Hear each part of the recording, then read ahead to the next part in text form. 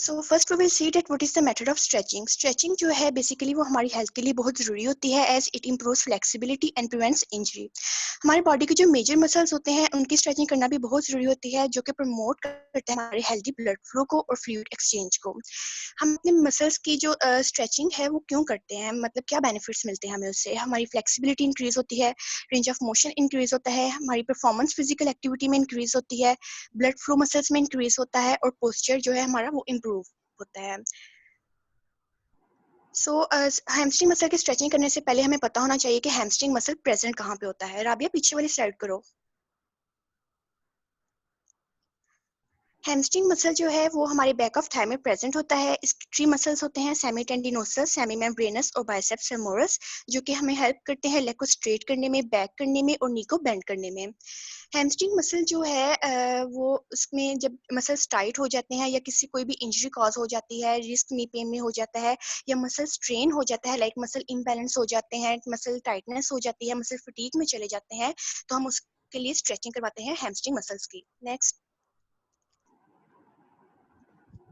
hamstring stretches are beneficial for athletes as well as for the people who are not athletes or do not play sports। यानी कि anyone can experience hamstring strain, लेकिन ये mostly common जो है athletes में होते हैं who participate in sports like football, basketball और runners।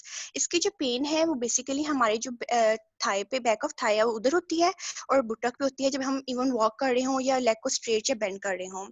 So people should stretch after the warm up. If the muscles are not properly warmed, stretching may strain or even tear the muscle fibers. Stretching the hamstrings will help keep these muscles loose and flexible। जब muscles tight हो जाते हैं तो उनकी stretching, hamstring की muscles की stretching करने से मसल्स जो हैं वो लूज हो जाते हैं, फ्लेक्सिबल हो जाते हैं, जो कि इंप्रूव करते हैं पोस्चर को, फ्लेक्सिबिलिटी इंक्रीज करते हैं and prevent lower back pain. Next,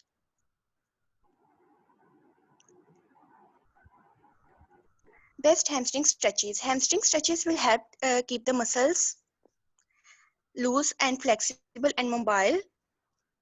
Rabia, these stretches should not cause pain. Flexibility will improve over time and people should try to avoid overstretching. These are the hamstring stretches. First है lying hamstring stretch. आपने क्या करना है? Lie flat with the legs fully stretched out. ठीक है? Pull the leg toward the chest and slowly straighten the knee until it feels as though it is stretching. And then you have to hold this stretch for 10 to 30 seconds. Next.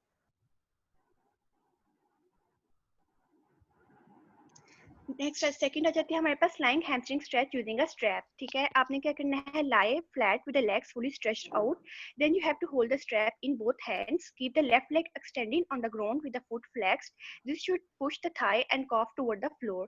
फिर आपने slowly extend करना है अपनी right leg को with the foot flexed, gently pull the strap until there is slight tension in the hamstring. फिर आपने इस stretch को होल्ड करना है 10 to 30 सेकंड्स के लिए और फिर आपने दोबारा रिपीट करना है 2 to 4 टाइम्स के लिए। थर्ड आ जाता है हमारे पास sitting hamstring stretch using a chair, यानी कि चेयर से भी बैठने, ऊपर बैठने से आप लोग इसके हैमस्ट्रिंग मसल की स्ट्रेचिंग कर सकते हैं। इसमें क्या होता है? Sit with the back straight near the edge of the chair, keep the feet flat on the floor. फिर आपने स्ट्रेच करना है राइट लेग को, फिर स्ट्रेटन करना है it with the heel on the floor and the toes pointing toward the ceiling. Then you have to bend forward at the hip and place the hands on the left leg for support.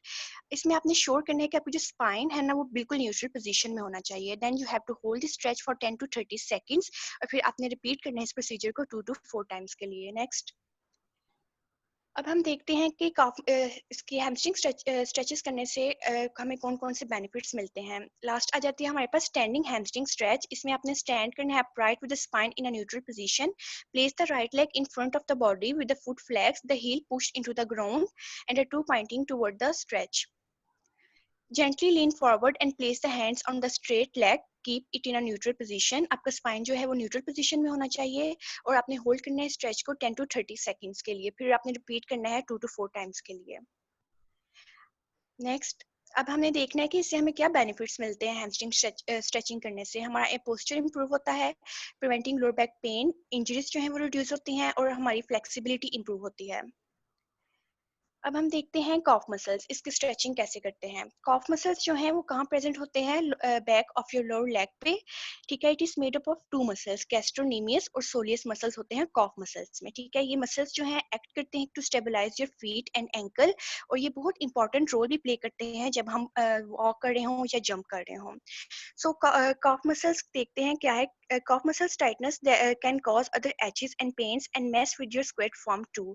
Soreness can also cause temporary feeling of tightness. If your cough muscles are tight, these are the following stretches. अब cough muscles जब tight होते हैं, कब tight होते हैं? Don't move through them a regular range of motion. For example, when you sit at a desk daily, without walking around. तो क्या होता है कि हमारे नी और एंकल जॉइंट्स जो हैं एक ही पोजीशन में रहते हैं, हम उन्हें मूव नहीं करते तो मसल टाइट हो जाते हैं, इम्बैलेंस हो जाते हैं। इसमें हमारे शूज भी बहुत इंपॉर्टेंट रोल प्ले करते हैं। लाइक जब हम हील्स वेयर करते हैं तो क्या होता है कि जो हमारे मसल्स की फुल रेंज ऑफ मोशन है वो रिस्ट्रिक्ट हो जाती है, ठीक है। और unstable knees can also result in poor form and injury. So इसमें कौन कौन सी स्ट्रेचिंग आ जाती है। फर्स्ट है हमारे पास डाउनवर्ड डॉग, ठीक है। इसमें क्या होता है, press your heels toward the ground, start in a high plank with your hand directly under your shoulders. Then you have to pressing through your fingers and palms. Shift your weight back to bring and the boot to the ceiling so your body is an interval V shape. Then you have to press your heels toward the ground. The closer they get to the floor, the deeper the calf stretch will be. जैसे कि इस pick में आप देख सकते हैं. To stretch the lower part of your calves, bend your knees slightly while you continue to press your heels toward the ground. Next. Second हमारे पास आ जाती है seated calf stretch with resistance band, ठीक है। Bands are good options for people with really tight hamstring and calf muscles, ठीक है। ये हमारी रेंज ऑफ मोशन को इंक्रीज करते हैं। If you don't have resistance band you can use a towel और योगा स्ट्रैप। इसमें आपने क्या करना है, you have to sit on the floor with your legs extended, then loop a resistance band around 1 foot, hold it both sides of it with your hands, gently pull करना है your toes toward your shin until you feel the stretch in your calf. Then you have to repeat on the other side. Next.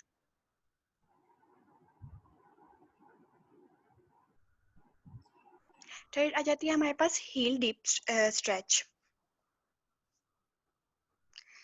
For this stretch, you will need a strap or box or the edge of treadmill. Stand with the balls of your feet on the edge of your step. Drop one heel toward the floor. Bend your other leg and try not to push much weight on it. Repeat on the other side. इसमें आपने क्या करना है, to make this dynamic stretch, you can slowly pedal your heels back and forth or drop both heels toward the ground and raise them up and down. Last आ जाती है हमारे पास standing bent over calf stretch. This stretch helps you work on an ankle dorsiflexion and also hit your hamstring. Stand with your feet staggered, bend your back knees and keep your front knee straight as you fold forward and grab onto your front foot underneath your toes. Pull up gently on your toes, feeling the stretch in your calf. आपके calf muscles में stretch feel होगा, and then you have to repeat this on the other side. ये stretching करने से calf muscles के क्या benefit होते हैं, हमारी leg injuries जो हैं वो help to prevent leg injuries, हमारी stability improve होती है to the knee and ankle joints, ठीक है। इसके लिए आपके कॉफ मसल्स बहुत स्ट्रांग होने चाहिए। अगर आप कॉफ मसल्स वीक होंगे they will definitely affect your muscle. So that's all from my side, thank you.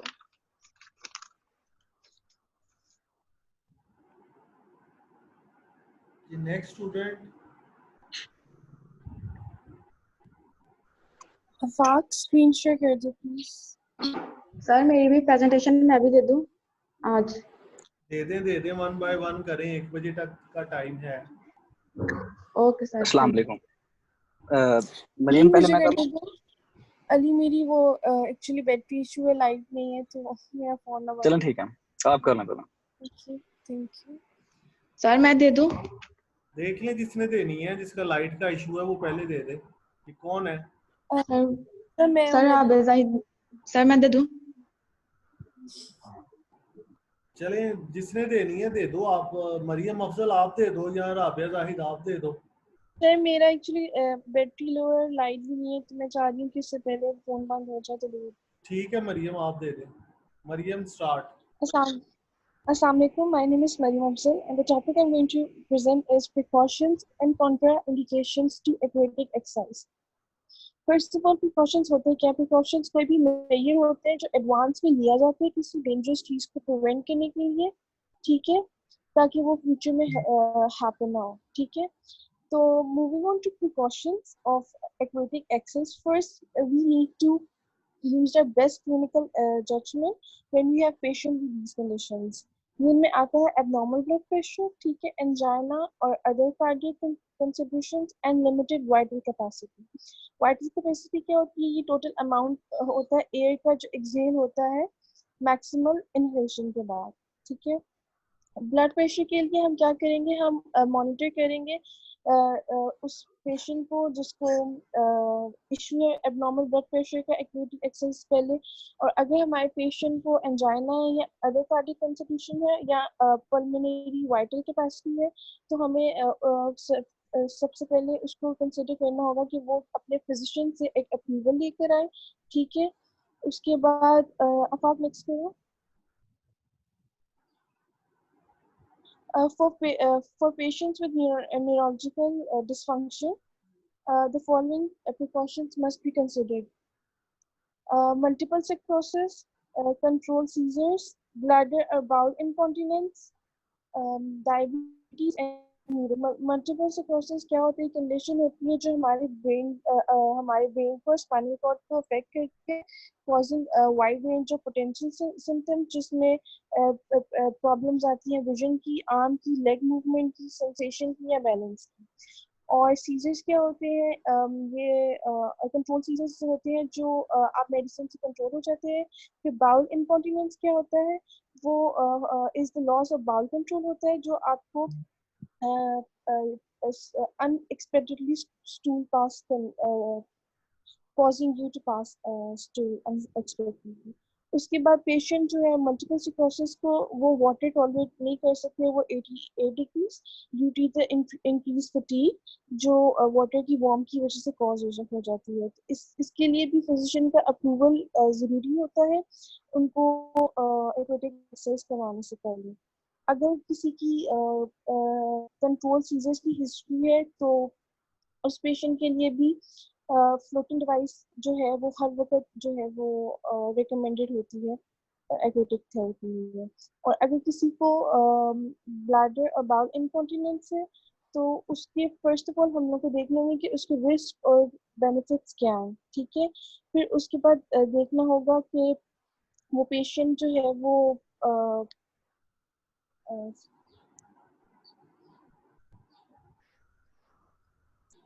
Sorry sir, वो पेशेंट सुटेबल है एक्वाटिक थेरेपी के लिए नहीं. नेक्स्ट करो आप. Okay, if your patient part नहीं show रही. If your patient had vertigo, nausea, diabetes, and neuropathy, all these should be considered carefully before incorporating aquatic therapy into the treatment plan. अगर हमारे patient को nausea feel हो रहा है, vertigo क्या होता है? वर्टिगो एक कंडीशन होती है जिसमें पर्सन जो है वो फील करता है कि उसके अराउंड हर चीज जो है वो स्पिन हो रही है, ठीक है. उसके बाद all these should be consider carefully. इसमें प्रोस्थेटिक लिम्स भी आती है, ईयर इन्फेक्शन आता है, हेयरिंग एड्स आती है, कॉन्टैक्ट है. अब अगर किसी पेशेंट ऐसा पेशेंट है जो प्रोस्थेटिक लिम्स को यूज कर रहा है तो हम उसको एक्वाटिक थेरेपी जो है वो अलाउ नहीं करेंगे. इस चीज़ के लिए स्विमिंग के लिए एक अलग प्रोस्थेटिक लिम्स डिजाइन होती है जो पूल के अंदर वन की जाती है. उसके बाद प्रिकॉशन लिया जाता है कि किसी पर्सन को ईयर इन्फेक्शन तो नहीं है, ठीक है. और अगर किसी ने हेयरिंग एड्स पहनी है, कॉन्टैक्ट लेंसेज पहने हुए हैं तो उनको भी रिमूव करना जरूरी होता है एक्वाटिक थेरेपी के लिए. अब नेक्स्ट करें. Be sure to take caution if your patient has any sore or wounds. Make sure that you cover those appropriately. अगर किसी को small open wounds है, किसी की uncontrolled diabetes है, या किसी को chemical sensitivity है, chlorine sensitivity है, तो उसके लिए भी precautions लेनी पड़ेंगे. उसको बताया जाएगा कि आपको ये risk factors हो सकते हैं. किसी को behavior problems है या किसी को fear of water है. Next करें. अब कॉन्ट्रा इंडिकेशंस क्या होती हैं? कॉन्ट्रा इंडिकेशंस एक कंडीशन होती है which makes a particular treatment or procedure potentially inadvisable. ठीक है, अब कॉन्ट्राइंडिकेशन जो होती है वो एब्सोल्यूट भी हो सकती है और रिलेटिव भी हो सकती है। अब एब्सोल्यूट कॉन्ट्राइंडिकेशंस वो नॉट अप्रोप्रिएट होती हैं एक्वेटिव थेरेपी के लिए। इनमें आता है फीवर है 100 डिग्री से अप, अनकंट्रोल एपिलेप्सी के कार्डियक फेलियर है, ठीक है, सिग्निफिकेंट ओपन वाउंड से किसी पेशेंट के किसी सर्जरी हुई है और उसको अभी वाउंड जो है वो ओपन है, ठीक है, किसी की रेस्पिरेटरी डिजीज है, वाइटल कैपेसिटी किसी को इशू है, ठीक है, किसी को ब्लड इन्फेक्शन है या ट्रेकियोस्टोमी है। ट्रेकियोस्टोमी एक मेडिकल प्रोसीजर होता है, ये टेम्परेरी और परमानेंट भी हो सकता है, जिसमें एक ओपनिंग की जाती है नेक में और एक पाइप प्लेस की जाती है, विंड पाइप इन 2% विंड पाइप, और ये जो सर्किट होती है उनकी नेक बिलो द वोकल कॉर्ड्स होती है और ये एयर को अलाउ करती है लंग्स में एंटर करने के लिए। ये किसी भी सर्जरी में हो सकती है या किसी को क्रॉनिक लंग डिजीज है उसमें भी हो सकती है। उसके बाद नेक्स्ट है बाउल इनकॉन्टिनेंस और इन्फेक्शन डिजीजेस। बाउल इनकॉन्टिनेंस जैसे पहले बताया कि एक पर्सन जो होता है वो अनएक्सपेक्टेडली जो है वो स्टूल पास कर देता है। उसके बाद नेक्स्ट आती है रिलेटिव कॉन्ट्राइंडिकेशंस। नेक्स्ट करें। अब रिलेटिव कॉन्ट्राइंडिकेशन जो है वो मे बी अप्रोप्रिएट नहीं होगी, नेसेसरी नहीं होगी, प्रिकॉशंस इनमें लिए जा सकते हैं। इनमें आता है स्किन इन्फेक्शंस होते हैं विद ड्रेनेज, फॉर एग्जांपल किसी को पस है स्किन के ऊपर तो वो भी अप्रोप्रिएट नहीं है, इसमें भी प्रिकॉशंस लेने की जरूरत है। स्मॉल ओपन वुंड्स है जो रिकवर किए जाते हैं टेक्विडर्म से। फिर जिसका किसी का अनकंट्रोल ब्लड प्रेशर है, मॉडरेट हाई बीपी है तो ठीक है, but maybe not very low blood pressure, ठीक है। किसी को अनस्टेबल एंजाइना है, कार्डिक एरिथमियाज है या एडिशनल कार्डिक कंसल्टेशंस है तो उसके लिए भी अपने जो फिजिशियन है उसको पहले पूछ लिया जाए कि अप्रोप्रिएट है वार्म वाटर में जाना कि नहीं। अब नेक्स्ट तरफ आप अब किसी को अनस्टेबल एंजाइना है। अनस्टेबल एंजाइना क्या होता है? ये कंडीशन होती है जिसमें हार्ट जो होता है वो इनफ जो है ब्लड फ्लो उसको नहीं मिलती, ऑक्सीजन नहीं मिलती और ये हार्ट अटैक को भी कर सकता है, ठीक है। अब नेक्स्ट आते हैं intravenous lines, heplocks, Hickman line, external collection devices. इसके लिए भी डॉक्टर की एडवाइस लेना जरूरी है। इंट्रावेनियस लाइंस क्या होती है? ये सॉफ्ट और फ्लेक्सिबल ट्यूब होती है, वेन के अंदर पेस्ट की जाती है, यूजली हैंड या आर्म के अंदर, और ये हेल्थ केयर प्रोवाइडर्स जो होते हैं ये आईवी लाइंस को यूज करते हैं किसी पर्सन को फ्लूइड या मेडिसिन देने के लिए। और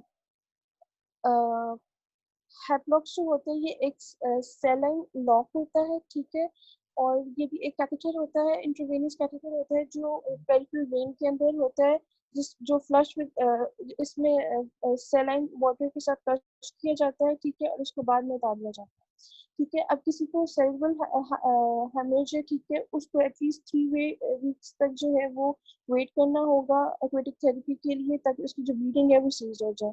मल्टीपल सिक्रोसिस है, वो भी वार्म वाटर को नहीं बर्दाश्त कर सकता। उसके बाद किसी को क्लोरीन सेंसिटिविटी है, उसके लिए प्रिकॉशन लेने की जरूरत है, उसको बताना होगा कि उसको स्किन रैशेस हो सकती हैं, ठीक है।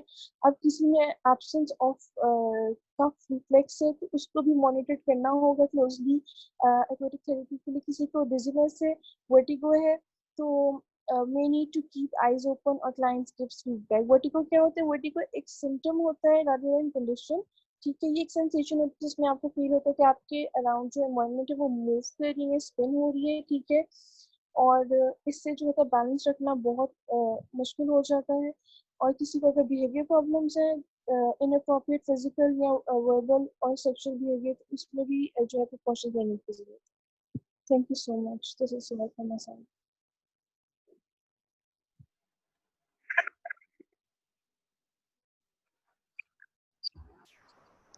जी ठीक है मरियम अफजल, अच्छी है आपकी प्रेजेंटेशन है, मेरी एक्सपेक्टेशन से ज़्यादा अच्छी आपने बनाई। सो मच सर, ये राबिया ज़ाहिद, इसका इतना ही मटेरियल मिला था बुक ठीक से है, भी और अच्छी है, इंटरनेट से भी। मैंने कहा ना अच्छी है। Thank you sir.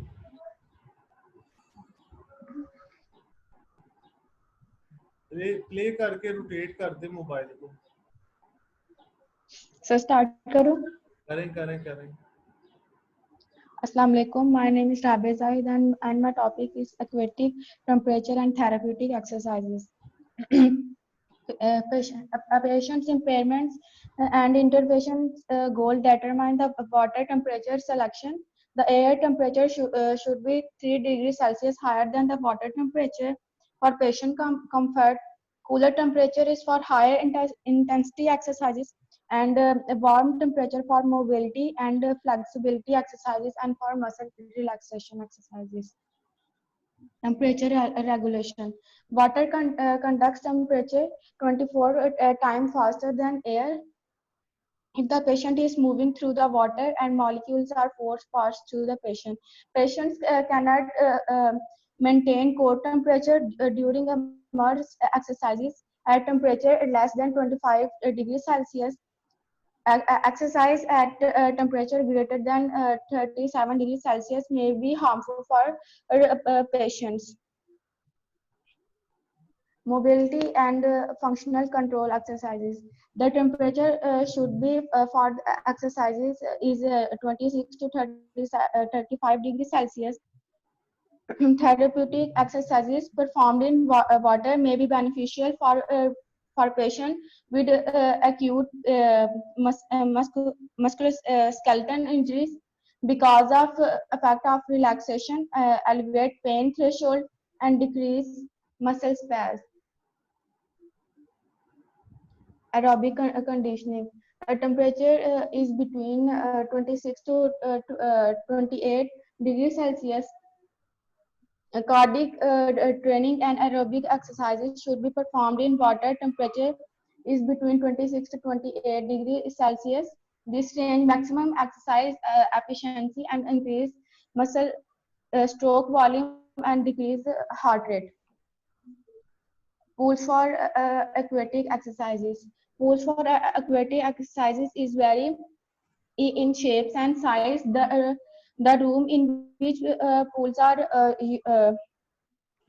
housed need to be ventilated to avoid accumulation of condensation on walls and windows. Traditional pool measures at least 10 feet in length and 20 feet in width, 3 to 4 feet deep. These large type of pools may use for groups of patients and therapists conducting the session while in the pool. Entrance to large therapeutic pools include ramps, stairs, and or mechanical overhead lifts. ये एक therapeutic pool है और next individual patients pool. These are self these pools are पोल जरा दोबारा दिखाएं कौन सा है? सर ये अच्छा ठीक है. individual patients pool. Pools designed for individual patients are usually smaller and self-contained units. These pools have entrance via a door or are 2 steps on the side of the unit. The therapist provide instructions outside the pool. These units contain treadmills, adjacent currents, and varying water depth. ये एक individual patient pool है जिसमें एक patient को treadmill के ऊपर exercise करवाई जा रही है. Thank you sir. ठीक है जी राबिया जाहिद, आपकी भी अच्छी प्रेजेंटेशन है. Thank you. एक क्वेश्चन है राबिया जाहिद आपसे, कर लूं? चली गई है लगता है. सर कर लें. कितने टेम्परेचर पर जो है वो एक्सरसाइज करनी चाहिए, या आइडियल टेम्परेचर कितना है जिस पे एक्सरसाइज होती है? सर इसका टेम्परेचर 35 डिग्री सेल्सियस था. 35? यस सर, पीछे भी बताया हुआ था. 35 37 या तो 35. चले चले ठीक है जी। नेक्स्ट स्टूडेंट कौन है? अस्सलाम सर। वालेकुम सलाम। सर मैं स्क्रीन शेयर हो रही है? भाई आप ही खुद ही शेयर हो रहे हैं, स्क्रीन नहीं हो रही। सर एक सेकेंड।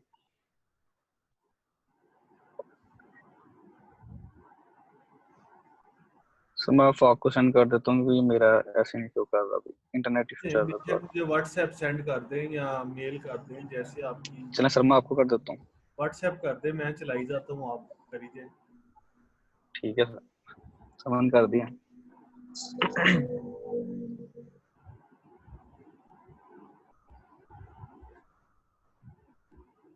हो गया सर।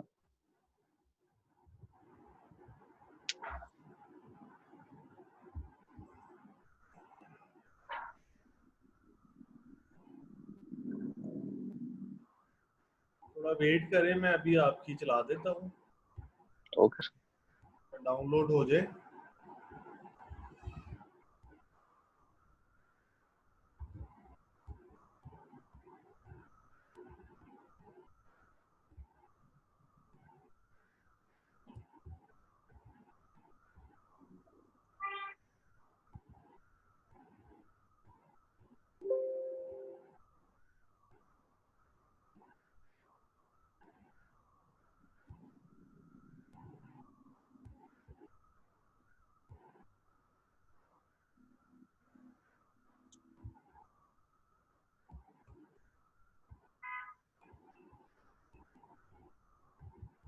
जी हो रही है स्क्रीन शेयर? Yes sir. चले स्टार्ट करें। जी सर मैं कर रहा हूँ। अस्सलाम वालेकुम, मेरा नाम अली मोहसिन है और आज का मेरा टॉपिक है एक्सरसाइज ड्यूरिंग प्रेगनेंसी।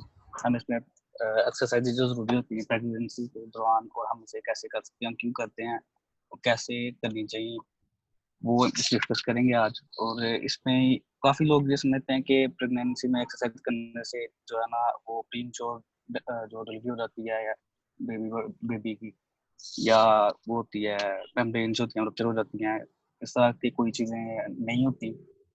अगर आप प्रॉपर जो गाइडेंस से करें या फिर एक अपने कंसल्टेंट के साथ बताई हुई जो रिकमेंडेड होती हैं एक्सरसाइज वो परफॉर्म करें और लिमिटेशन मिलते हुए करें। इसमें ये होता है कि अगर आपको कोई मेडिकल कंपनी जो है ना नहीं है कॉम्प्लिकेशंस किसी जो प्रेग्नेंट वुमन है, तो वो मेंटेन कर सकती है अपनी रेगुलर एक्सरसाइज को प्रेगनेंसी के दौरान। और उसके बाद ये है कि हमें जो चीज़ मेन चीज़ जो होती है कौन कौन सी एक्सरसाइज जो नहीं करनी होती है और जो काम नहीं करनी होती है, ये होते हैं कि जो होती हैं एक्सरसाइज जो शेयर स्ट्रेस देती हैं या फिर विगरस होती है एक्सरसाइज होती हैं, वो नहीं हमने करनी होती इसके दौरान। और कुछ ऐसा नहीं करना होता जिसके दौरान हम एक्सरसाइज करते हुए गिर सकें या इस तरह प्रोग्राम हो सके। उसके बाद है हमें अपने जो होती है हाइड्रेशन प्रॉपर इम्प्रूव करनी होती है, प्रॉपर रखनी होती है। वेंटिलेशन अपने जो मतलब कपड़े जो होते हैं लूज पहनने और एटमॉस्फेयर है वो उसका तकरीबन जो प्रेग्नेंट वुमन होती है उसके लिए एटमॉस्फेयर का टेम्परेचर जो है ना 25 सेल्सियस होना चाहिए। उसके बाद है impact of pregnancy on exercise performance. जो थर्ड ट्राइमेस्टर होता है वुमेन का, इसमें बहुत सारी जो चेंजेस होती हैं वो आती हैं इसके दौरान ना वुमेन के अंदर। और उसके दौरान हमने इसकी जो होती है एक्सरसाइज की इंटेंसिटी उसको डिक्रीज करना होता है एक्सरसाइज की, ठीक है। और उसको प्रॉपर जो होती है उसके ब्लड प्रेशर उसके जो दूसरे जो ओवर हीटिंग से बचाना होता है। और उसके लिए हम उसको जो है ना जो एक्सरसाइज जो रिकमेंड करते हैं स्विमिंग करते हैं और साइकिलिंग करते हैं, लेकिन वो भी साइकिलिंग जो होती है वो कम से कम जैसे 10 to 5 मिनट्स या 15 तक लोग करते हैं। वो भी तब तक पर्सन टू पर्सन वेरी करती है, इसलिए वो उसको तब तक लोग करते हैं कि उसे पेन ना हो या फिर इस तरह कोई इश्यूज ना हो। नॉर्मली रह के वो जितना कर सकते हो उतना टाइम लिमिट देते हैं। और मुख्तलिफ जो होती हैं रिसर्च उसमें ये भी साबित किया गया है कि मॉडरेट एक्सरसाइज होती हैं वो लेट प्रेगनेंसी में भी जो है ना वो नहीं करती, इम्पैक्ट नहीं करती पूरा उस पर जो प्रेग्नेंट वुमेन पे, और उसको डैमेज नहीं करती फीटस वगैरह को। रिकमेंडेड जो एक्सरसाइजेज हैं वो हम डिस्कस करते हैं फर्दर। इसमें वॉकिंग है, वॉकिंग सबसे अच्छी है एक्सरसाइज है कार्डियोवास्कुलर पॉइंट ऑफ व्यू से। इससे हम अपने आप को फिट रख सकते हैं और इससे ये हमें जो है ना ये प्रिवेंट करती है जारिंग मूवमेंट से, जारिंग नी और एंकल्स वगैरह को प्रिवेंट करती है। It save through out the 9 month of pregnancy and can be built into your day by day routine schedule। तो भाई हम इसे डेली मैं रूटीन में ये ला सकते स्लाइड्स हैं। भी आगे करनी है कि एक ही स्लाइड बनाई हुई है? सर स्लाइड्स आगे करनी है सर, अच्छा मैं वॉकिंग पे हूँ सर। नेक्स्ट खुद का कहना, मैंने कहा भूल तो नहीं गए? अच्छा सॉरी सर, सर मैं दोबारा से शुरू करूँ फिर, एक सेकंड, क्योंकि मैं वॉकिंग पे हूँ भाई। कहाँ पे हो? वॉकिंग पे 5th स्लाइड।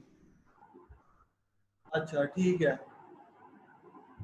जी सर, इसमें होता है ये सबसे अच्छी कार्डियोवास्कुलर एक्सरसाइज है प्रेग्नेंट वुमेन के लिए, और इससे हम जो है ना अपने जो प्रेग्नेंट वुमेन है उसको जो जॉइंट्स वगैरह हैं उनको अच्छे से हेल्दी रख सकते हैं, प्रॉपर फ्लेक्सिबल कर सकते हैं और इसको जारिंग से प्रिवेंट कर सकते हैं, जिससे नी और एंकल्स की जारिंग होती है इनमें, और इसको सेव होती है ये पूरे 9 मंथ के लिए। उसको हम जो है ना डेली स्केड्यूल डेली रूटीन में इसके ऐड कर सकते हैं, और इसको ऐड करने के साथ साथ एक चीज का ध्यान रखना होता है कि हम इसे कूलर एनवायरनमेंट में रखें, जैसे सुबह के टाइम जब सूरज ना निकला हो, मतलब कि सूरज उतना गर्म ना हो, और शाम के टाइम जब वो सूरज ढल चुका हो।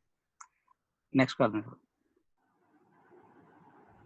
उसके बाद जॉगिंग है, जॉगिंग भी इसी तरह, जॉगिंग या रनिंग ये डिपेंड करता है जो है ना जो आपका इंस्ट्रक्टर है उसके हाथ से। जॉगिंग वो रेकमेंड करते हैं नॉर्मल जो वॉकिंग होती है 15 मिनट के लिए, जैसे मैं स्टार्टिंग में भी बोला था, वॉकिंग के लिए भी और साइकिलिंग के लिए, sorry walking for jogging for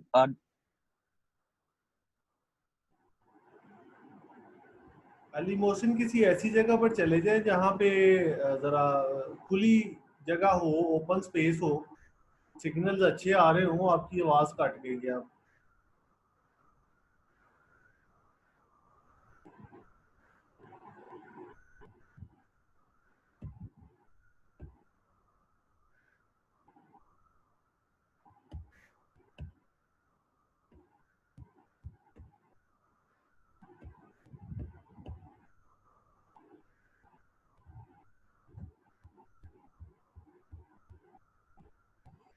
चलें बाकी स्लाइड्स को थोड़ा सा मैं एक्सप्लेन कर देता हूँ। अली मोहसिन की आवाज़ कटी हुई है।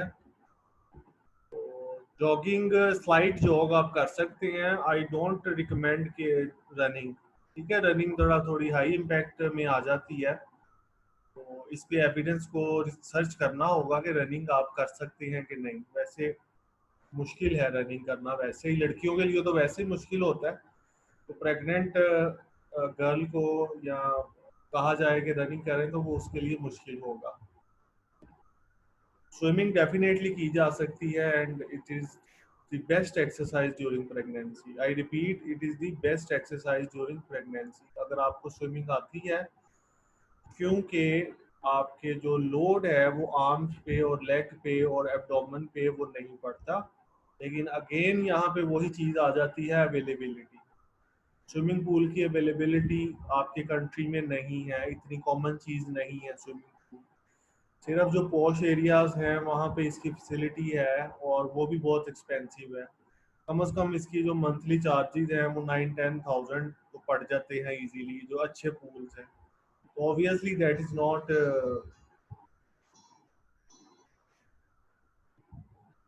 जी अली।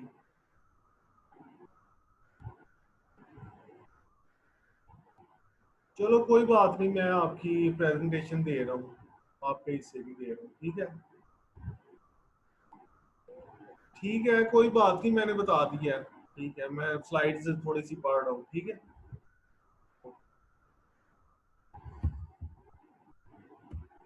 अच्छा, दूसरा है एक्वानेटल क्लासेस, ठीक है। और ये भी वही है कि पानी में खड़े होके आपने बाजुओं की और लेग्स की एक्सरसाइज करनी है। तो पानी में खड़े होने का आपको ये फायदा है कि आपकी जो एब्डोमेन है, आपकी जो यूट्रस है गर्ल्स की, और वो सारा जो फीटस है उसका जो वेट है वो फ्री हो जाता है, और जिसकी वजह से आप लेग्स की एक्सरसाइज और बाजुओं की एक्सरसाइज ज़्यादा अच्छी कर सकते हैं। देखिए आपके जितने मसल स्ट्रांग होंगे उतना ज़्यादा चांस है लेस कॉम्प्लिकेशंस का। प्री क्लैम्सिया यानी कि हाइपरटेंशन ड्यूरिंग प्रेगनेंसी कम होगी, डायबिटीज़ कम होगी क्योंकि वो ग्लूकोज यूटिलाइज हो रहा होगा, मसल्स आपके स्ट्रांग होंगे।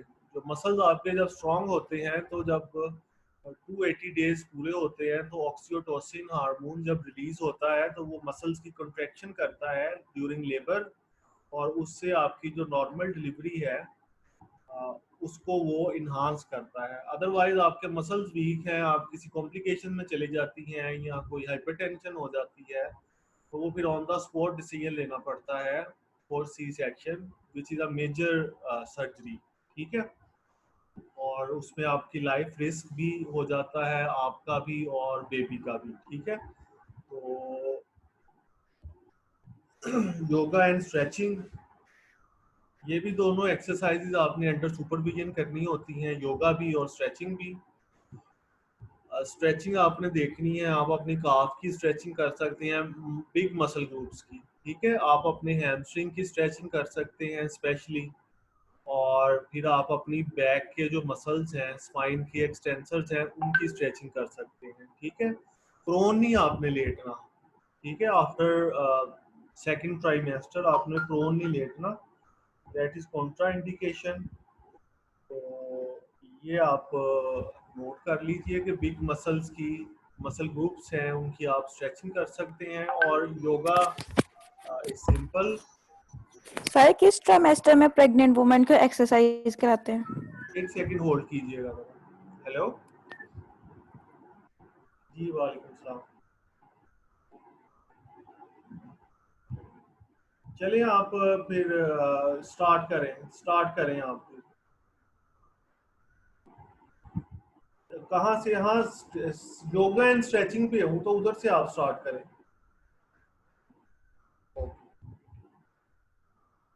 जी, exercises from the first day of pregnancy, जब आपका वो जो यूपीटी टेस्ट पॉजिटिव आ जाता है, PCG hormone test in urine, उससे पहले भी इवन बिफोर कंसेप्शन आप एक्सरसाइजेज शुरू कर सकते हैं, pelvic floor exercises if you are planning to get pregnant. उससे जो है आपकी बॉडी पे अच्छे उसके इफेक्ट आते हैं, इनफैक्ट बहुत अच्छे आते हैं। ठीक है, तो ये आप स्टार्ट कर सामने सर। सकते हैं। जी जी अली सर योगा स्ट्रेचिंग में ये है कि हम इसे इसलिए यूज करते हैं कि ये मेंटेन करती है हमारे मसल टोन वगैरह को फ्लेक्सिबल करती है, और हमें प्रोवाइड करती है जो जरूरी लिगामेंट्स होते हैं, जैसे जिन पे ज्यादा वेट बेयर हो रहा है उनको प्रॉपर स्ट्रेंथन करने के लिए हम इसे यूज करते हैं। लेकिन इसमें हमें एक जो चीज मेन देखनी होती है, ये देखनी होती है कि हम इसे ओवर ना कर दें, ओवर डू स्ट्रेचिंग ना हो जाए या ओवर टाइम के लिए ना हो जाए। ये चीजें मेन होती हैं जो कॉम्प्लिकेशन देखनी होती हैं। नेक्स्ट कर देंगे। लो इम्पैक्ट एरोबिक एक्सरसाइज भी ये वही हैं जो मेन हम पीछे से पढ़ते आ रहे हैं, लेकिन इसको मैं ऐड करने का ये मकसद था कि हम इसको इसलिए करते हैं जैसे हम बैक पेन को जो है ना प्रिवेंट करते हैं प्रेगनेंसी में, और ये मेन चीज जो होती है वेट बेरिंग के लिए ये इंक्रीज करती है, इसमें स्विमिंग आती है, और वो होती है इंडोर जो साइकिलिंग यूज करते हैं, स्टेशनरी साइकिल, वो उसमें यूज होती है प्रॉपर, और वॉकिंग और जॉगिंग करा। इसके लिए हमने एक इसका फायदा ये होता है मेन, हम इसमें अपना टाइम एक जो है ना स्पेसिफिक दिन में कर सकते हैं, सिलेक्ट कर सकते हैं, और उसको उस टाइम में हम प्रॉपर कर सकते हैं। और उसमें ये चीज होता है अगर हम इसमें जो मेन क्लासेस की करते हैं तो उसमें ये होगा कि जो हमारे साथ दूसरी जो पार्टिसिपेंट्स होंगे वो भी प्रेग्नेंट हैं, तो इसलिए हम इजीली एनवायरनमेंट अच्छे एनवायरनमेंट में कर सकते हैं। Next sir.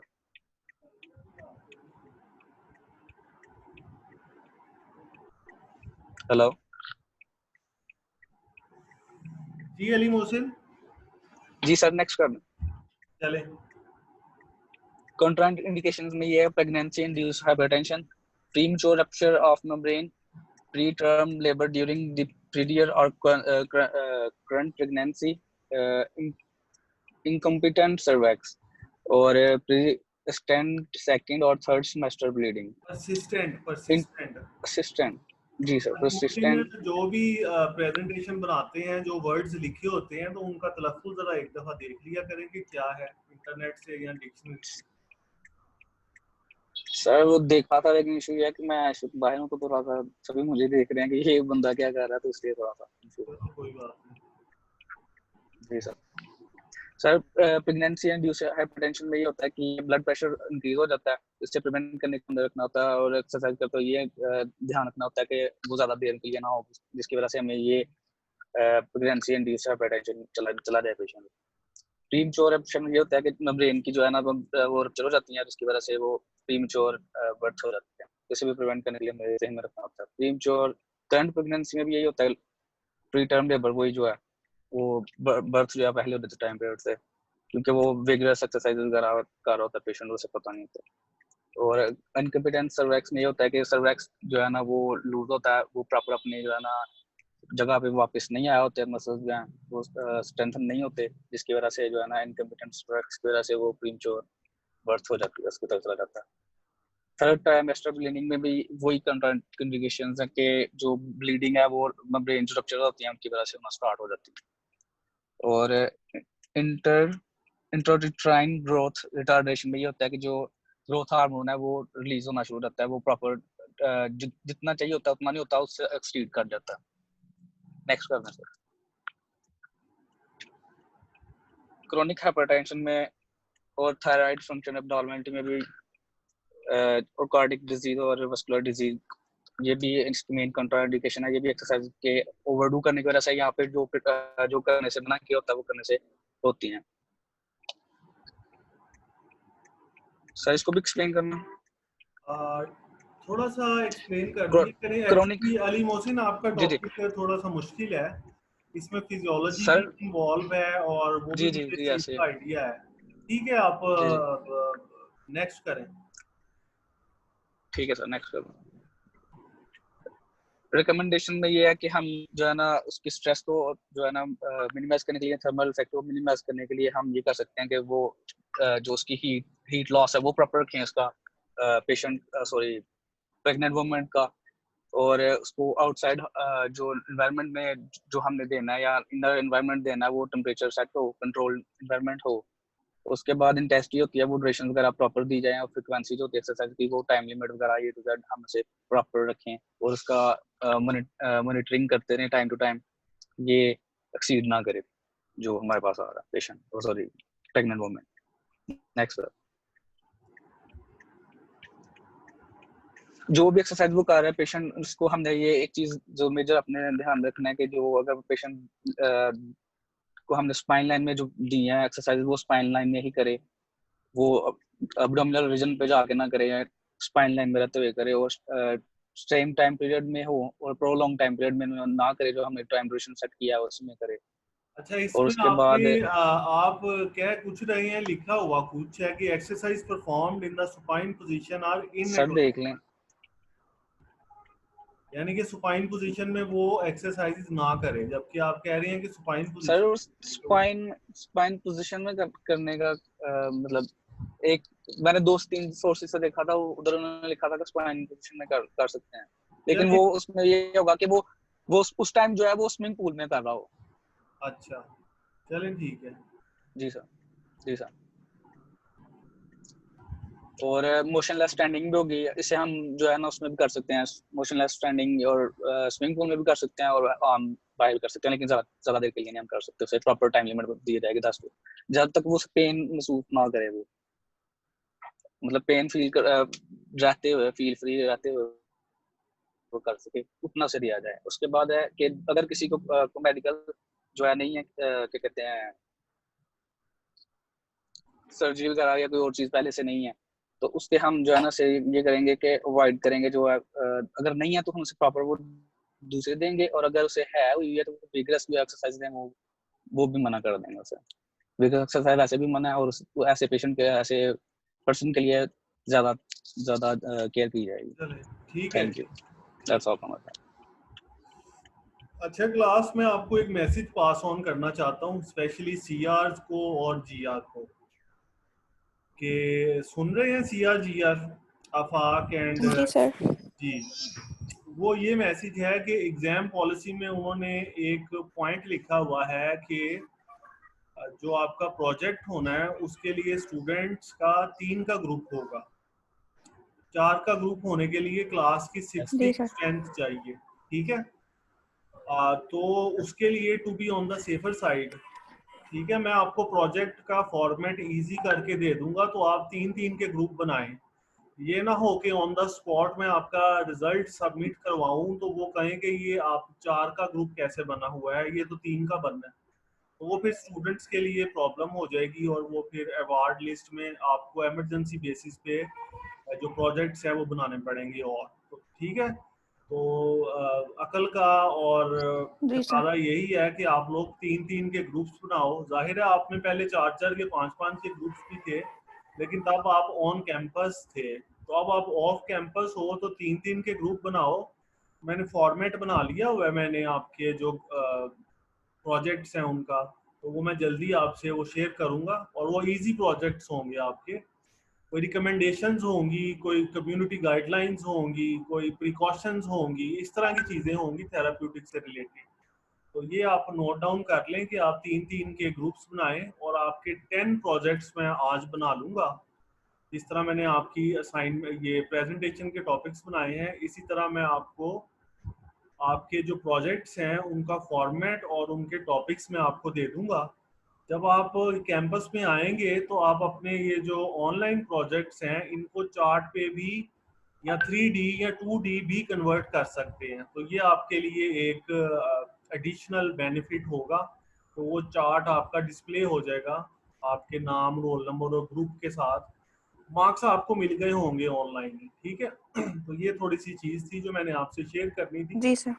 कि आप 3-3 के स्टूडेंट रखो, बजाय इसके कि आप 4 या 5 पे जाओ। जो हो तो सकता है, लेकिन बाद में वो फिर रिस्क भी इसमें इन्वॉल्व है, ठीक है। तो अभी तो आप लोग घर में हो, आपका जो ग्रूमिंग का टाइम है वो नहीं वेस्ट होता, फिर आपका जो ट्रैवल टाइम है वो नहीं वेस्ट होता, सारा दिन आपने घर में रहना है। तो इस चीज़ को एडवांटेज लो और टीवी देखने की बजाय, मूवीज देखने की बजाय, इंटरनेट सर्फिंग करने की बजाय, व्हाट्सएप फेसबुक की बजाय आप लोग अपनी स्टडीज पे ध्यान नहीं, बहुत ज़्यादा ध्यान दो, ठीक है। एग्जाम पास सारे ही कर लेते हैं, आज नहीं जी करोगे सर। फेल होगे दोबारा कर लोगे, लेकिन एक अच्छा प्रोफेशनल बनने के लिए आपको थॉरो नॉलेज होने का बहुत ज़रूरी है। आपके लिए नॉलेज होगा तो आप उसकी प्रैक्टिस करोगे, और प्रैक्टिस करोगे तो फिर आप अच्छे क्लिनिशियन बनोगे। अदरवाइज तो आप बस टाइम पास करोगे, और टाइम पास बंदे की आजकल के मुआशरे में कोई ना ही अहमियत है और ना ही उसके लिए ज़िंदगी आसान है, ठीक है। तो ये टाइम आपका गोल्डन टाइम है। शायद आपको ये बातें और टीचर ना बताते हो, मैं चूँकि आपके ही फील्ड का हूँ, ना मैं कोई MBBS हूँ, ना मैं बायोस्टैटिस्टिक्स हूँ, ना मैं बायोकेमिस्ट हूँ, ठीक है, ना मैं कोई न्यूट्रिशनिस्ट हूँ। जी सर। मैं आपकी तरह ही थेरेपिस्ट हूँ जो आपने कल को बनना है। तो मुझे आप लोगों के मसाइल का, आपकी फ्यूचर लाइफ का ज़्यादा पता है, ठीक है। तो जितना ज़्यादा आप थेराप्यूटिक्स पढ़ोगे, इंटरनेट से पढ़ोगे, जो आपको असाइनमेंट्स प्रोजेक्ट्स जितने अच्छे करोगे, ना सिर्फ एग्जाम पॉइंट ऑफ व्यू से बल्कि आगे आपकी लाइफ में, क्लिनिकल लाइफ में ये आपको हेल्पफुल होगी, ठीक है। तो आज की फिर क्लास हम एंड कर रहे हैं। Yes sir. Excuse me sir, जी सर हाँ, आपने मेरिट लिस्ट की बात, जी मैंने मेरिट लिस्ट की बात की थी। तो उसका अभी तक कोई रिप्लाई नहीं आया, लेकिन एक और चीज़ का रिप्लाई आ चुका है। वो रिप्लाई ये आया हुआ है कि आपकी जो फाइनल इंस्टॉलमेंट है उसकी आप फर्दर इंस्टॉलमेंट करवा सकते हैं, लेकिन इसके लिए आप चूंकि सियालकोट में ही रहते हो तो इतना डिस्टेंस तो है कोई नहीं, तो आप अपने चेहरे पे मास्क लगा के तो आप उधर विजिट कर सकते हैं, या अब्दुल्ला मीर को आप PTCL के नंबर पे कॉल कर सकते हैं, या अगर आप कहते हैं तो मैं अब्दुल्ला मीर का कॉन्टैक्ट आपको ग्रुप में शेयर कर देता हूँ, ठीक है। तो आप उसको डायरेक्ट बात करके इस चीज़ का अपडेट ले सकते हैं, because it is directly related to you. लेकिन मैंने आपके सारे पॉइंट्स आगे पहुंचा दिए थे, तो उन्होंने यही कहा था कि ये सारा ऐसे ही होगा, ठीक है। Anything else?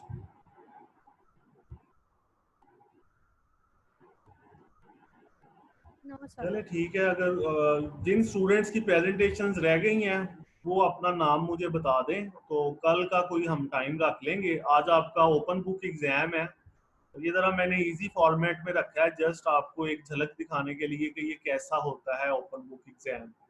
ठीक है, तो अगर आपने एक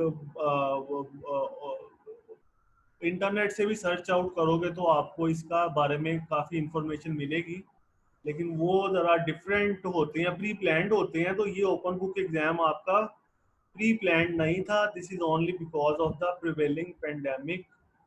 ये यूनिवर्सिटी ने अडॉप्ट किया है। तो आज आप इसका एक एक्सपेरिमेंट करो इसको देने का, अपना बुक देखो और कॉपी पेस्ट ना करना, अपने वर्ड्स में उसको लिखना और फिर उसकी इमेज लेके आप मुझे व्हाट्सएप कर देना या उसको मूडल पे उसकी इमेज को आप अपलोड कर देना। अगर आपकी टाइपिंग स्पीड अच्छी है, बाद स्टूडेंट्स टाइप भी कर देते हैं, तो वो टाइप भी आप कर सकते हैं। ठीक है, तो दैट्स ऑल फॉर टुडेज। आज आपकी फॉर्मल टीचिंग एंड हो रही है। ठीक है, तो एक टॉपिक शायद रह चुका है, तो वो टॉपिक जो है वो हम कोई मेकअप क्लास रख के तो उसमें थोड़ी छोटी सी डिस्कशंस हैं वो हम उसमें कर लेंगे। ठीक है, तो मैं अब क्लास एंड कर रहा हूँ। सर जो आपने जितना सिलेबस पढ़ाया है वो सारा सिलेबस होगा, कुछ आप एलिमिनेट नहीं करेंगे? मैं अभी आप पढ़े सारा ही, लेकिन अभी मीटिंग होती है ना, तो उसमें कुछ ना कुछ मैं आपका ये पॉइंट रखूंगा कि शायद आप लोगों के लिए, शायद क्या यकीनी तौर पे सारा प्रिपेयर करना मुश्किल होगा, तो मैं एग्जाम में कहूँगा कि ये आपको इसमें आसानी ही दी जाए। ठीक है, एक सेकंड होल्ड कीजिएगा। जी सर। हेलो जी, वालेकुम सलाम।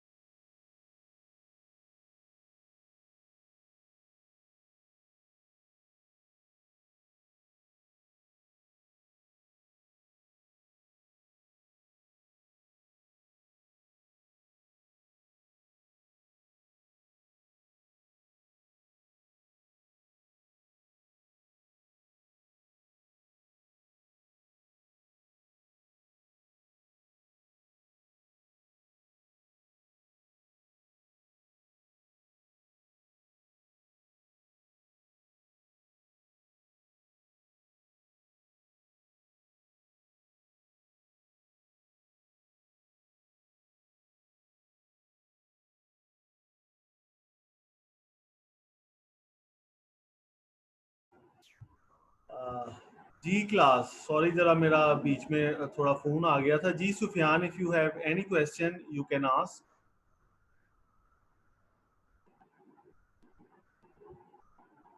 अस्सलाम वालेकुम सर। जी वालेकुम सलाम। सर एक गुजारिश थी आपसे कि हम लोग जैसे आपसे बात की हम लोगों ने कि आपको इसका टाइम इस तरह से रख देंगे 1 घंटे में हम लोग जब भी ओपन करें, और आपने हमें कहा कि ठीक है। और यही बात हम लोगों ने मैम इकरा के साथ की थी, क्योंकि उस दिन ग्रुप में काफी ज्यादा डिस्कशन हुई सब बच्चों के साथ, अच्छा और बहुत ज्यादा लंबी अच्छा डिस्कशन हुई इसी बात पे कि मैंने 15 मिनट्स दिए थे और 2 मिनट लेट हो गए, और हम लोग को 11 मिनट्स मिले, 10 मिनट्स अच्छा मिले, किसी अच्छा का नेट स्लो था और किसी के 1-2 एमसी रह गया। तो यही सजेशन हम लोग मैम को भी दिया, बट मैं नहीं मानी। मैम कह रही थी कि जब सारे टीचर्स कर लेंगे तो मैं लास्ट करूंगी, क्योंकि मैं क्लास में नहीं हूँ। तो ठीक है। जैसे आप भी 20 मिनट्स 15 मिनट्स देते हैं, तो यही बस कहना था। आप रिक्वेस्ट कर मैम से कि सबका इंटरनेट का इशू रहता, अगर किसी का होता है तो उसको थोड़ा सा तो एज मिलना चाहिए। इतना कॉम्प्लेक्स बना रहे हैं हम स्टूडेंट्स के लिए, और क्यों भी हर चीज को इतना कॉम्प्लेक्स कर रहे हैं, एग्जाम्स को भी, क्विज को भी, नहीं अब यार तो भी सब देखो कुछ। मैम सुफियान तो पता नहीं, मैम अगर मैम से बात करें हम लोग तो वो कुछ ज्यादा फेयर नहीं देती हमें, तो हम क्या लोगों ने नाम बस है? यही मिस कहना इकरा, आपसे डॉक्टर कि इकरा? थोड़ी सी हम लोगों के लिए ना आप रिक्वेस्ट कर दें। डॉक्टर इकरा की बात कर रहे हैं? यस सर, डॉक्टर इकरा की बात कर रहे हैं। जी सर। अच्छा यार, बात ये है सारी जी सर। जी जी। काजिम साहब और आप सारी क्लास, आपको पता ही है यार, आपकी जितनी भी फैकल्टी है ना, जो भी बंदे आपको पढ़ाते हैं, तो उसमें जो मेरी अपना वर्थ है ना, अब मैं हंसता ही हूँ। अब मैं इसमें हंसने के अलावा क्या कर सकता हूँ? तो मुझे आप लोगों ने सबसे जो नीचे वाला है ना पोर्शन, उसमें आपने रखा हुआ है तो फीडबैक में, तो वो फीडबैक सर ये एक्टिविटी अब मेरी पूरी बात सुन लो। तो मेरी जो, अब मैं कोई भी जब सजेशन देता जी हूँ जी। तो मेरी जो वर्थ है ना वो डाउन रहती है, क्योंकि मेरी चूंकि स्टूडेंट फीडबैक एक्टिविटी में, मैंने आपको शुरू से बताया फ्रैंकली, मैं आपके फीडबैक को पॉजिटिव वे में लेता हूँ कि शायद मैं अपनी टीचिंग इम्प्रूव करूंगा और बेहतर करूंगा, शायद कोई टीचिंग स्टाइल में मसला है। लेकिन एट प्रेजेंट मैं पूरी बॉटम पे हूँ। अगर आप कहते हो तो मैं आपको स्क्रीन शेयर करके भी दिखा देता हूँ। तो एनीवेज मैं अपनी तरफ से तो पूरी कोशिश करता हूँ कि मैं आप लोगों को सपोर्ट करूँ, लेकिन आप लोग भी कोशिश किया करो कि आप लोगों के जो सीनियर फैकल्टी है, स्पेशली जो डीपीटी फैकल्टी है जो आपके साथ अटैच है, 2 ही हैं हम, डॉक्टर राबिया हैं और मैं हूँ। आप उनको थोड़ा करेंगे, उनको कॉन्फिडेंस में लेके अपनी बातें शेयर करेंगे तो वो आपकी बातें और फैकल्टी को कन्विंस करेंगे, मैनेजमेंट को कन्विंस करेंगे। अगर आप उनको कॉन्फिडेंस में नहीं लेंगे या उनको थोड़ा मतलब है कि बातें शेयर नहीं करेंगे, जिस तरह भी आपने बताया कि एक न्यू फैकल्टी जो है वो आपकी बात इतना प्रॉपर नहीं समझ रही, तो वो फिर मसला हो जाएगा आपके लिए। एनीवेज मैं मिस इकरा, आपने उनका नाम बताया, जाहिर है मैं मेरा उनके साथ कांटेक्ट है, तो मैं उनको जो टाइमिंग से रिलेटेड चीज़ें हैं वो मैं उनको बताऊंगा कि फॉर्मेट भी आप लोगों का इजी रखें और बाकी चीज़ें भी इजी करें जितना आप लोगों के लिए इजी हो। लेकिन इस आसानी को, इस ईज को आपने ये नहीं समझना कि ये आपको एग्ज़ाम पास करने के लिए मिल रही है। इसको आपने ये समझना है कि ये चलो पेंडेमिक है, उसमें थोड़ा सा ऑनलाइन क्लासेस हुई हैं, उसमें मिल रहा है, ठीक है। तो जो ही स्टूडेंट ईज हो जाता है तो वो फिर प्रोफेशनल लाइफ में डाउन हो जाता है, ठीक है। तो जितना टफ रहता है उतना वो अप रहता है, ठीक है। तो ये आप जहन में रखिएगा, ठीक है। सर बात करने का मकसद ये नहीं था कि मैम हमारी बात नहीं सुनती, आप प्लीज इसको उस वे में नहीं लीजिएगा। मैम बात बिल्कुल सुनती हैं हमारी, टाइमली हम लोगों को रिस्पॉन्स करती हैं, पढ़ाती है अच्छा है, बाकी सब कुछ ठीक है। हम लोग बस ये चाह रहे हैं कि किसी कोने से हमें थोड़ा सा यार दरअसल ना सुफियान, आपकी आवाज भी ब्रेक हो रही है, अगर काजिम इसको रिलैक्स एक्सप्लेन करें, करते तो ये ज्यादा थोड़ा अच्छा सा है। टाइम काजिम बढ़ा की आवाज ज्यादा अच्छी आ रही थी। दें, तो वैसे हम लोगों को कोई सर शिकायत उसका, नहीं है उनसे। हाँ हाँ सर मैं बताती हूँ, हाँ हाँ, आप मेरी आवाज आ रही है आपको? हाँ हाँ आ रही है। सर उसका ये है कि मैम ने ना टाइम बहुत कम दिया हुआ था, हमें ज्यादा इशू है टाइम से। वैसे मैम पढ़ाती भी ठीक है ये, और बाकी ये है कि उनका सिलेबस बहुत ज्यादा है। लाइक उन्होंने अभी तकरीबन 35-36 स्लाइड्स दी हुई हैं। तो अगर तुमने 35-36 ही सारी वाइवा में ले ली तो फिर तो कोई पास नहीं होगा। कुछ चंद बच्चे ही होंगे जो रिस्पॉन्स दे सकेंगे, और वो हैं भी इतनी स्ट्रिक्ट कि अगर मतलब एक बात पे आपको आंसर नहीं आया तो उन्होंने कहना है कि ठीक है बस नहीं आया। तो बात यह है कि हमारी उनके साथ काफी बहस हुई थी। तो कुछ बच्चे एग्री थे, कुछ बच्चे एग्री मतलब मेजोरिटी क्लास एग्री नहीं थी उस बात से जो मैम कह रही थी। फिर मैम ने वो बात मान ली थी। पर बात ये है कि उनको एक तरह से सही तरीके से समझाया जाए कि ये पॉलिसी है, ऑफिशियल्स ने ये कहा है और ऐसे बच्चों के साथ करना है, क्योंकि उन्होंने बहुत टफ बना दिया है। लाइक उनके वीक में 2 लेक्चर्स होते हैं और दोनों उन्होंने प्रॉपर लेक्चर्स लिए हैं, लेकिन बहुत टफ कर दिया है उन्होंने हर चीज को। हमने बहुत अच्छे तरीके से मैनेज किया है। जाहिर है टीचर की बात तो कौन सा सब्जेक्ट पढ़ा रही हैं? सर वो माइनर सब्जेक्ट पढ़ा रही है, हेल्थ एंड वेलनेस। कौन? हेल्थ एंड ठीक है, वेलनेस? और अभी की जी, और आप यकीन कर सकते हैं उसकी 35-36 स्लाइड्स हैं। अच्छा, ये तो उन्होंने ज्यादा स्लाइड्स बना दी होंगी। 32 तो आपके पूरे लेक्चर्स होते हैं सेमेस्टर में, जी, इनफैक्ट और 26-27 बनते हैं एग्जाम निकाल के। चलिए मैं उनको बात करता हूँ उनसे भी, कुछ आपका message in a positive and polite way में कन्वे करता हूँ, ठीक है? जी सर। चलें ठीक है क्लास। सर आप उनको कहें कि सर हमारे लिए एक इतना और कॉम्प्लेक्स ना कि बनाए, हम जिस तरह इजीली पिक कर सकते हैं चीजों को उसी तरह ठीक करें। है यार, इस तरह से मैं बात करूंगा ना कि उनको जो है ना वो आपका पॉइंट ऑफ व्यू बुरा सर ना एक और बात करनी लगे। थी। हाँ हाँ हाँ हाँ, जी जी सर। जी करो सुफियान।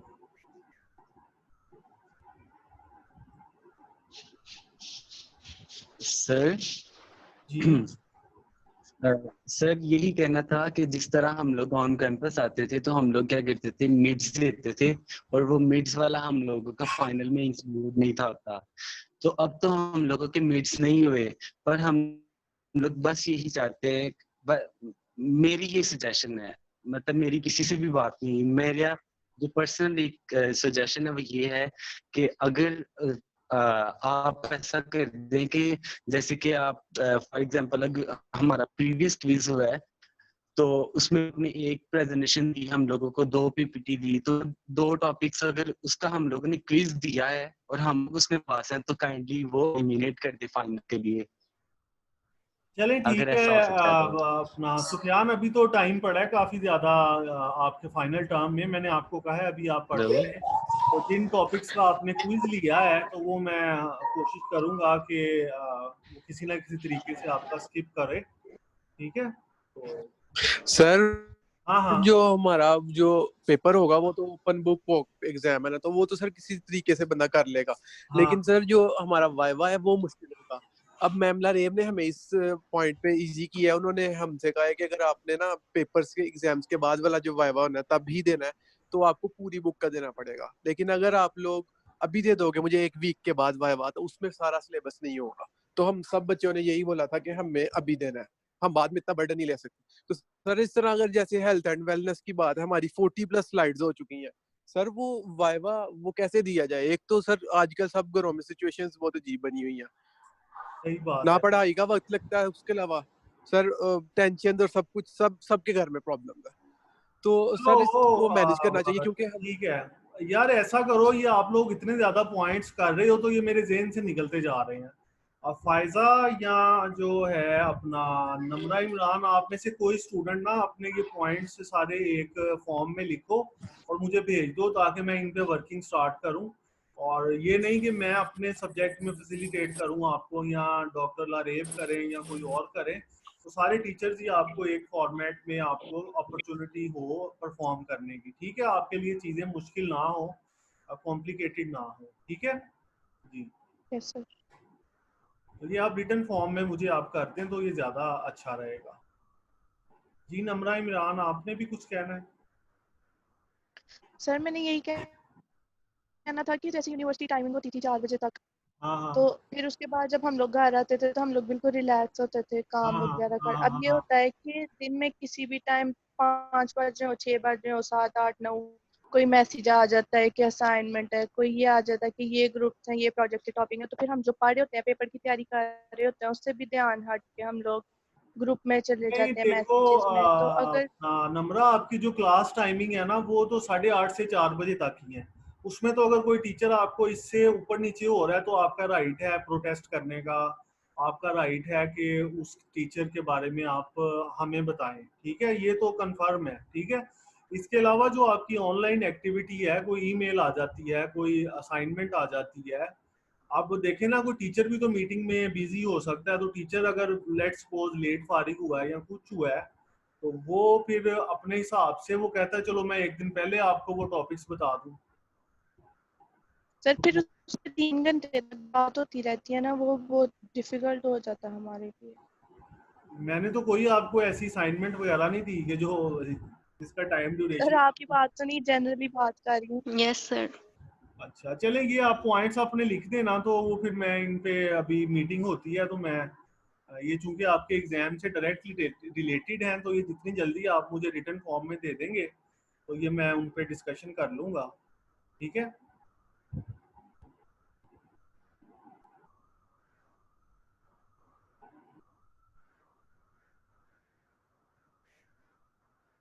ठीक है क्लास, फिर मीटिंग आज की क्लास एंड हो रही है। अल्लाह हाफिज।